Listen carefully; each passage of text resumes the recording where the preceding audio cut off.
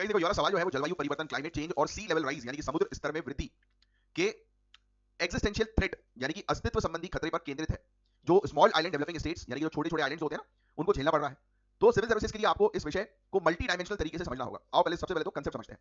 The existential threat ये क्या है? तो देखो यार, मेन आइडिया ये है कि ग्लोबल वार्मिंग, इसके कारण ग्लेशियर्स और आइस शीट जो है वो पिघल रही हैं, जिससे सी लेवल जो है वो बढ़ रहा है। क्योंकि आइलैंड कंट्रीज जो है वो अक्सर लो लाइंग पर होती हैं यानी कि निचले स्तर पर होती हैं, तो समुद्र का ये बढ़ता हुआ स्तर डायरेक्टली जो है वो इनको डुबा देगा और उनके जो है वो हैबिटेबल एरिया जो है जहां पर वो रहते हैं उसको डुबा देगा।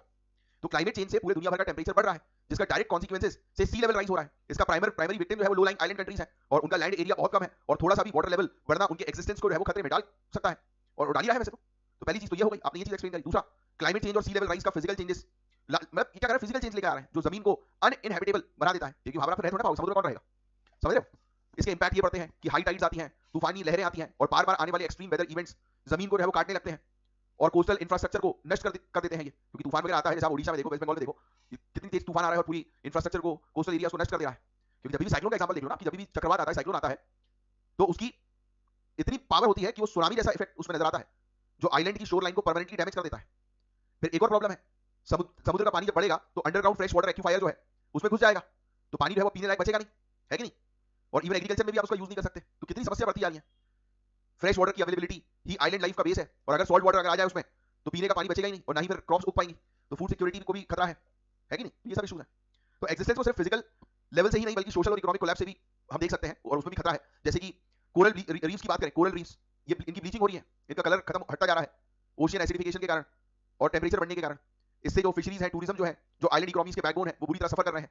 जब रीफ्स खत्म होते हैं, कोरल रीफ्स, तो मरीन बायोडायवर्सिटी चली जाती है, क्योंकि कोरल रीफ जो है वो समुद्र में रहने वाले जीव जंतुओं का घर होता है, अगर वो नष्ट हो जाता है तो वो चले जाते हैं और वहां पर टूरिज्म रेवेन्यू जो है रुक जाता है, इवन लोगों की आजीविका जो है खत्म हो जाती है। तो सोचो, डायरेक्टली लोगों की आजीविका के ऊपर खतरा है, आजीविका को नुकसान है। फिर जब हैबिटेबल लैंड जहां पर लोग रह रहे हैं वो खत्म हो जाएंगे, तो लोग मजबूर होकर इंटरनेशनल बॉर्डर्स पर आएंगे, पार करेंगे बॉर्डर्स को, तो ये क्लाइमेट रेफ्यूजीज का फिनोमिना सॉवरेनिटी और नेशनल आइडेंटिटी के लिए पॉलिटिकल चैलेंज खड़ा कर देगा। तो जब एंटायर पॉपुलेशन को आप रिलोकेट करोगे तो कंट्री का फिजिकल एक्सिस्टेंस और legal status as a state खत्म हो जाएगा ना यार, क्योंकि कंट्री नष्ट हो जाएगी, खत्म हो जाएगी। तो सोचिए आप, तो सिविल सर्विसेज में स्पेसिफिक एग्जांपल देना जरूरी है। तो जो ये पूरे पॉइंट्स मैंने आपको बताए हैं, इन पूरे पॉइंट्स को ध्यान में रखते हुए आंसर्स बनाइए, और आंसर में जैसे कि एक मालदीव्स नाम की हमारी कंट्री है, उसको ध्यान में रखिए, 80% से ज्यादा जमीन सी लेवल से 1 मीटर से भी कम है। अगर वहां पर तूफान आ जाता है तो पूरी की पूरी सिटी की हालत खराब हो जाती है। ऐसी एक किरीबाती है, किरीबाती की सरकार ने फिजी में जमीन खरीदी है अपने सिटीजन को रिलोकेट करने के लिए, जो इस बात का क्लियर एविडेंस है कि एक्सिस्टेंशियल थ्रेट कितना सीवियर है। ऐसी एक तुवालू भी है, इस देश की हाईएस्ट पॉइंट सिर्फ 4.5 मीटर है। सोचिए आप, समुद्र का पानी जब यहां पर आता है तो जमीन लगातार समुद्र के पानी की वजह से सिकुड़ रही है, फ्रेश वाटर खत्म होता जा रहा है। तो ऐसे आप एग्जांपल्स भी है वो दीजिए अपने आंसर में।